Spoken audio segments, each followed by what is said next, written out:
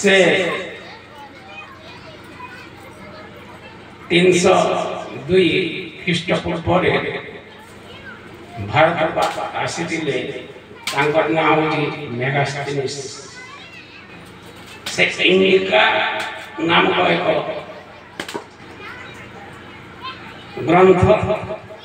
बा विवरणी लिखिथिले ता मध्य अछि जे पारस्यरू एक संप्रदाय आसीथिले जो माने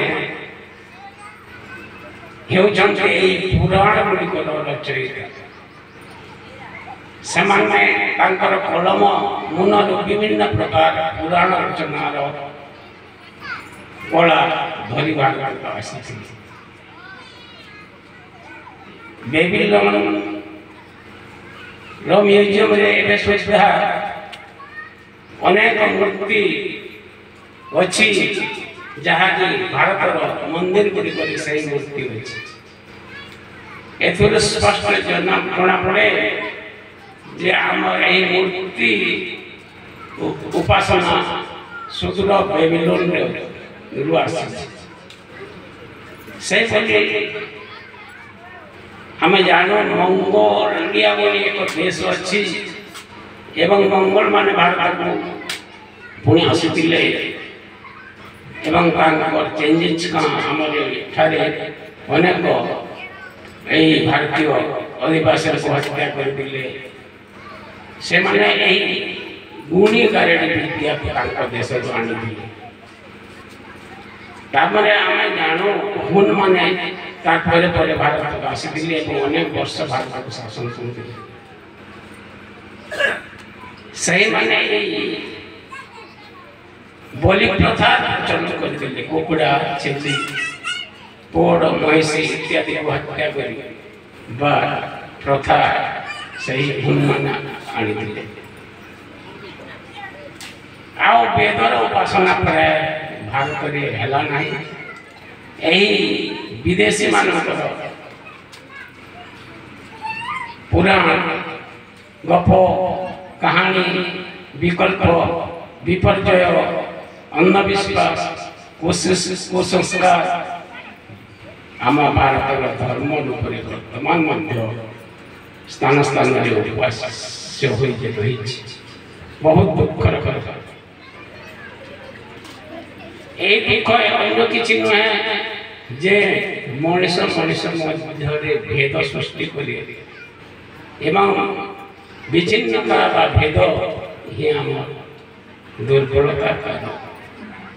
यही दुर्बलता सुजोग नहीं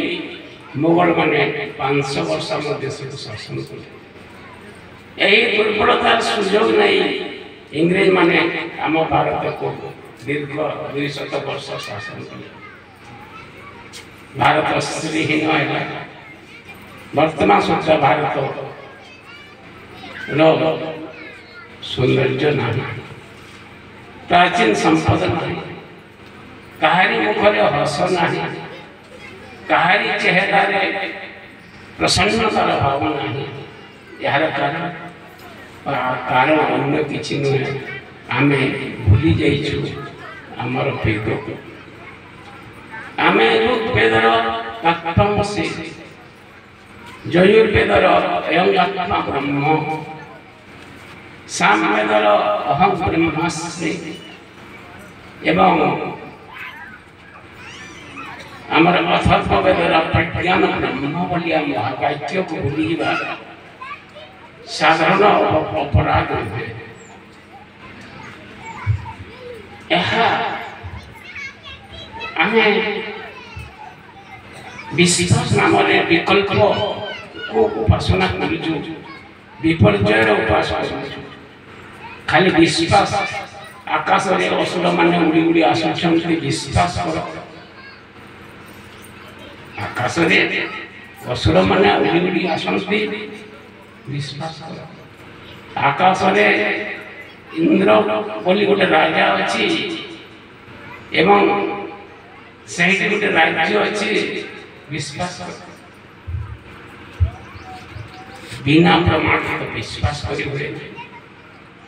किंतु मैंने कही कही कही कही कही कही कही विश्वास कर दिया जमा बोली गोटे व्यक्ति अच्छी ता पाखरे गोटे चित्र गृह बोली गोटे मंत्री अच्छी जे कि सब किसी समस्त जीवन कथा लिखि दिए विश्वास विश्वास मनुष्य को दुर्बल करे मनुष्य समस्या को बढ़ाए मनुष्य को कई साहाय्य करे आम जहाँ साहाय्य पाइचु प्रकृति आमर सेवार को उलटाई प्रदान करे वेद कहे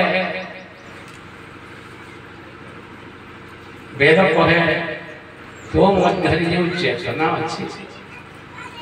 सहीटा ही ब्रह्म सहीटा ही ईश्वर तो केते दिन जाऊ केते पूजा प्रार्थना कर केते होम यज्ञ कर केते नाच गीत कर ये सब कौन आम वेद अच्छी ना या आमर विदेशी मानकर आनी विकृति विकल्प एवं विपर्य भी आम भारत में रहिबा बड़ दुखर कथा आमर गुरु शिक्षा एवं साधना यही तीनों अस्त्र वेद ही आम दान करे जहाँ पाखरे तीनोटी अस्त्र अच्छी ताहार कौन क्षति हुए नहीं पाखरे जेते भी जेडे बड़ समस्या आसे भी ध्वंस पाई कहीं गुरु शिक्षा एवं साधना दुर्लभ शक्तिशाली सुरक्षा कवच ये संसार आमर वेद कहूचे जे सर्वेषां गुरु कल्याणानं भवेत् तम पाखरे जो गुरु अचंती से मनुष्य एवं मनुष्य रूपी गुरु ये संसार किसी दे पारे ना गुरु चैतन्य गुरु शरीर स्वरूप कदापि ये संसार में गुरु सहायता बिना आध्यात्मिक जगत को गोटे पाद भी जोड़े जाई पारे नहीं यार कारण गुरु ही यथार्थ शक्ति जे कि साधक को आगे नहीं गुरु मध्य चेतना ही गुरु शरीर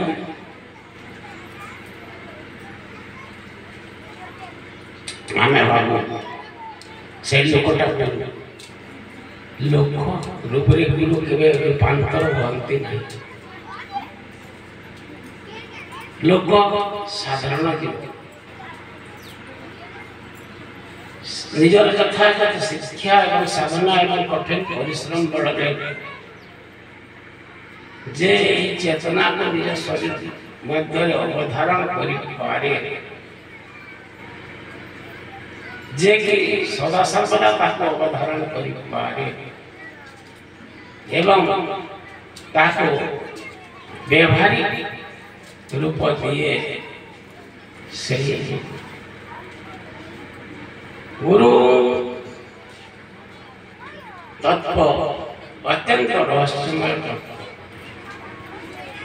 आमे जाको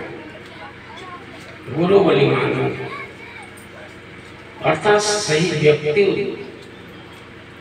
शरीर गुरु मनटा गुरु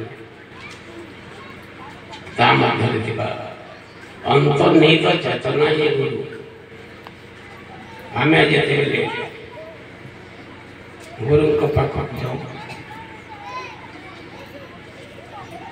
आम भाव निज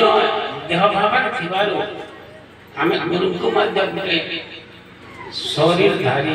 व्यक्ति मन करूँ साधना बहुत उच्च स्तर गले आम जापर जे गुरु का शरीर मध्य जो दिव्य चेतना अच्छी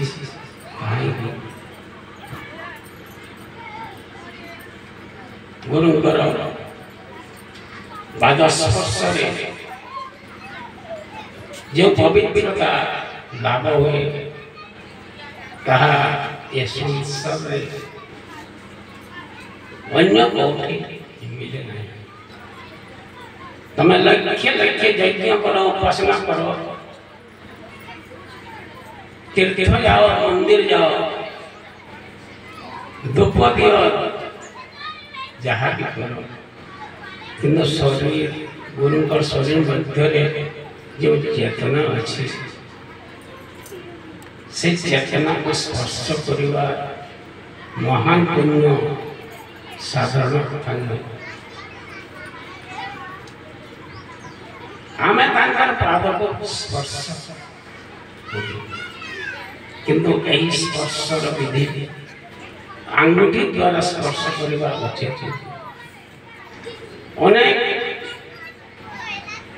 गोटे आंगुठी गुरुंकर पाद स्पर्श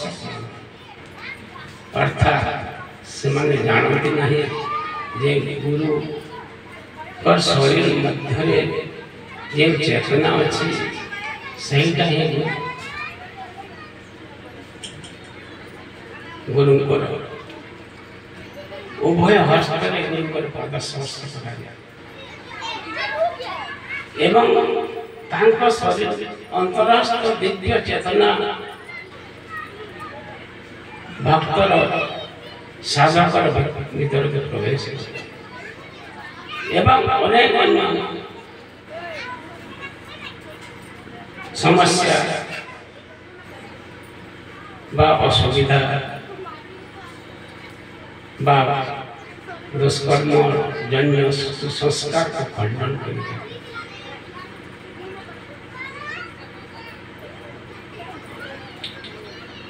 आम मैंने देखो गुरु भक्ति निज पिता माता भक्ति कर गुरु भक्ति अत्यंत अधिक कल्याणकारी कहीं ईश्वर को कहीं स्पर्श कर गुरु माध्यम ईश्वर का स्पर्श करे जे के सर्वव्यापक परत्व जे के सारा विश्व ब्रह्मांड में अछंती ताहां को स्पर्श करिवा संभव गुरुंकर माध्यम गुरुंकर मध्य थिबा न्यूरन अंतर्गत दिव्य चेतना सत्वगुण उपनीत हुई था जहाँ से आम शरीर मध्य जो निरपेक्ष चेतना अच्छी एवं पृथ्वी माता से पॉजिटिव शक्ति एवं गुरु होते से नेगेटिव शक्ति एवं पाल तल रे उभय शक्ति सम्मिलन तेणु गुरुंकर पादरे फुटी उठे सहस्र दल प्रभु तेणु गुरुंकर पाद स्पर्श साधारण यह गुरु तत्व अत्यंत रहस्यमय एवं कल्याणकारी आम देखा जे जेते समर्पित से सब रहस्य जाना आमर गुरु भक्ति बिना गुरु भक्ति दे शिक्षा क्षेत्र को कहीं प्रवेश कर शिक्षार सूत्र गुड़िक शिक्षार रहस्य गुरु संबिना समर्पण फल दिए ना शिक्षा पर साधना अतएव गुरु शिक्षा एवं साधना यही त्रिशक्ति बल आम ये जगतर सब किसी को जय कर गप नुहे कहानी नुहे यह प्रत्यक्ष प्रमाण गोटे साधारण व्यक्ति जदि गुरु को जाने बुझे एवं अनुभव करे ताहेले से सब किछि पाए यही त्रिशक्ति महाशक्ति सकल समस्या सकल असुविधा सकल दुख सुरक्षा आमर वेद सदा सर्वदा प्रमाण करबा केबे भी विश्वास करबा पाई वहे नहीं आमे सत्संग को आशीर्वाद निज मध्य ऐश्वर्य चेतना को अवधारण करबा बारंबार बारंबार प्रचेष्टा करबा एवं प्रत्यक्ष भाव बेले आमर मन से ऐश्वर्य चेतना सुनिश्चित होगा सक्षमता लाभ करे ताहले आओ आमर ज्ञान एक प्रतिष्ठित एक ही विज्ञान एवं अनेक ही अज्ञान मु बारंबार कहे जे आमर मन जो शरीर मध्य अच्छी आम आध्यात्मिक जदि ये शरीर बाहर चलीगला भौतिक आम देखे शरीर भितर अवधारण मन को अवधारण रखिबार शिक्षा क्या पाखरे अच्छी विकल्प अनुधावन विपर्य अनुधावन प्रमाण अनुधावन निद्रार अनुधावन स्मृतिर अनुधावन एटा होचे भौतिक किए कौन कहला किए कौन भाविला किए कौन कला ये सब बाह्य जगत आनी निजर मस्तिष्क को नर्दमा रूपांतर करवा अविवेक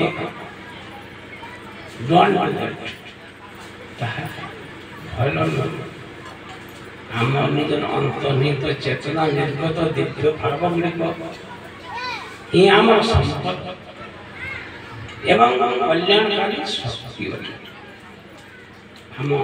साधना आमर शिक्षा आमर गुरु ठार महत्व ये संसार एभलिया दुर्लभ किछि आमर अंतर्निहित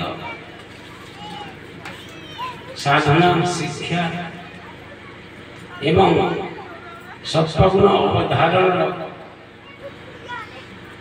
कौशल केते जे मूल्यवान साधन भाषा जे निज शरीर मध्य इष्ट रूप को संपद को अवधारण कला